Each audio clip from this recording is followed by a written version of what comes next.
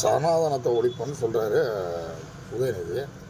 சனாதனம்னா இந்து மதத்தை ஒழிக்கணும்னு சொல்கிறாரா, இல்லை அதில் உள்ள படிநிலையை உடைக்கணும்னு சொல்கிறாரா, அது தெளிவுபடுத்தணும் தானே.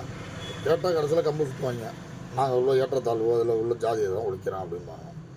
ஜாதியை ஒழிக்கணும், ஏற்றத்தாழ்வு ஒழிக்கணும், முதல்ல திமுகவில் தான் ஒழிக்கணும். சனாதனங்கிறது திமுகவில் தான் வழி வழியாக இருக்குது. கருணாநிதி, ஸ்டாலின், உதயநிதினு வரிசையாக இருக்குது. வேறு யாருக்கும் வாய்ப்பு கிடைக்கலையே. முதல்ல அந்த சனாதனத்தை உடைக்கணும். இல்லைன்னா அவ்வளோ கூட வேணாம். அவங்க கட்சி மாவட்ட செயலரில் ஒரு 10 மாவட்ட செயலர் பட்டியல் வகுப்புலேருந்து ஒரு 10 பேருக்கு மாவட்ட செயலர் கொடுக்க சொல்லுங்கள். இல்லைன்னா எம்பி தொகுதி நிற்கிறப்ப பட்டியல் பொது தொகுதியில் எம்பி தொகுதியில் ஒரு 4 பேருக்கு வாய்ப்பு கொடுக்க சொல்லுங்கள்.